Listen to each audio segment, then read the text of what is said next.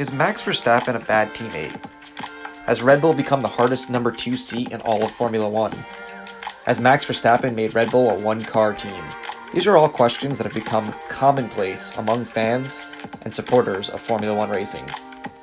With the well-documented departure of Daniel Ricciardo a few seasons back, as well as Pierre Gasly's 12-race stint last season that ended quickly in a demotion back to Toro Rosso, and now we have Alex Albon facing similar pressure headed into the Belgian Grand Prix, the same Grand Prix that Gasly was dropped from Red Bull heading into. To make matters worse, ESPN Power Rankings came out and have Alex Albon sitting all the way down in 19th, slamming him for being Verstappen's teammate and not performing. Adding insult to injury, they have Pierre Gasly, who's having a resurgent season with AlphaTauri, sitting in 3rd in the Power Rankings. But is Max really to blame? And can Red Bull do anything to change that?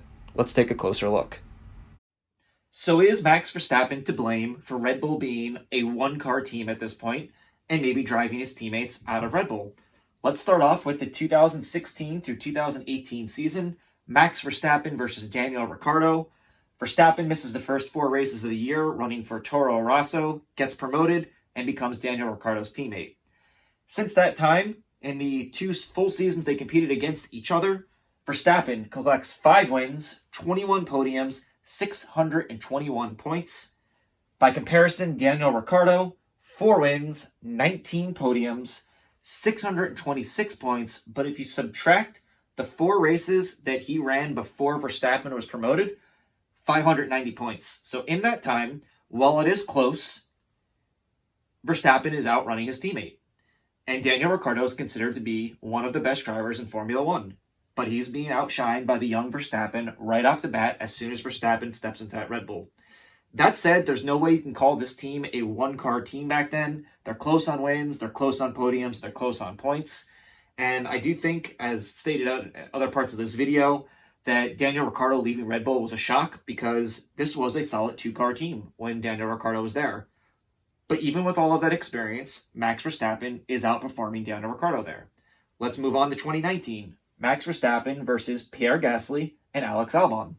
In 2019, Verstappen has 3 wins, 9 podiums, 278 points. By comparison, Gasly and Albon collectively, no wins, no podiums, which is well documented, and 139 points. Red Bull's still putting up a good amount of points with these 2 drivers, but we're way off the numbers that we were looking at when it was Verstappen and Ricciardo. So 2020 so far, through the 6 races we've had, Verstappen has a win, 5 podiums. The only race he has not podiumed in this season was race number 1 without retirement, and he's collected 95 points already.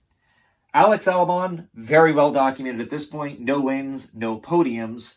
40 points though, which is actually very impressive if you looked at the way that Alex Albon has qualified this season. He's raced his way into some high points, considering that he has started pretty far back off of where Max Verstappen's starting. So when you take a look at these numbers, yes, every single season, Max Verstappen has outperformed his teammates. But when you take a look at what's going on with Daniel Ricciardo, who is an amazingly talented driver and had the experience, he's still being outperformed by young Max Verstappen, who now is a seasoned driver by the time Gasly and Albon come into Red Bull Racing. And by comparison, he's blowing them out of the water. And while the comparison and distance between the 2 cars might not be as severe as it is with Verstappen versus Gasly and Albon, if Verstappen had left Red Bull and Daniel Ricciardo was the other driver at Red Bull, I actually think that we'd be seeing something similar, where Daniel Ricciardo would be far and vastly outperforming Pierre Gasly and Alex Albon right now.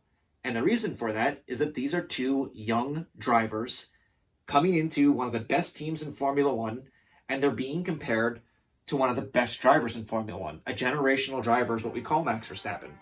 Daniel Ricciardo is an amazing talent and was able to stay close to him.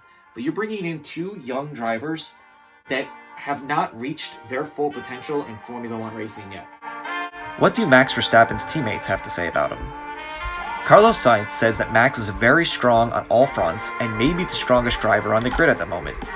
He's very competitive and I've learned a lot from that, but I really enjoy it. Because of him, I've become a better driver. Both Verstappen and Daniel Ricciardo have reiterated that they get along very well. Even though they don't see each other often, they're able to joke around with each other at the track and enjoy each other's company. Pierre Gasly, on the other hand, has said, "He's one of the most talented, if not the best in the field. It's up to me to prove that I continue to fight with him in the future, also for champions." So why would a driver like Daniel Ricciardo leave successful situation like Red Bull in favor of the midfield and a team like Renault? Daniel Ricciardo talked about small little concerns he had, and those playing the key role in him deciding to jump ship. It also seems like he was under pressure to make a quick decision, and that may have played a role in his choice to leave Red Bull. A decision that perhaps he's already second-guessing, as next year he'll join McLaren after just 2 years with the French team.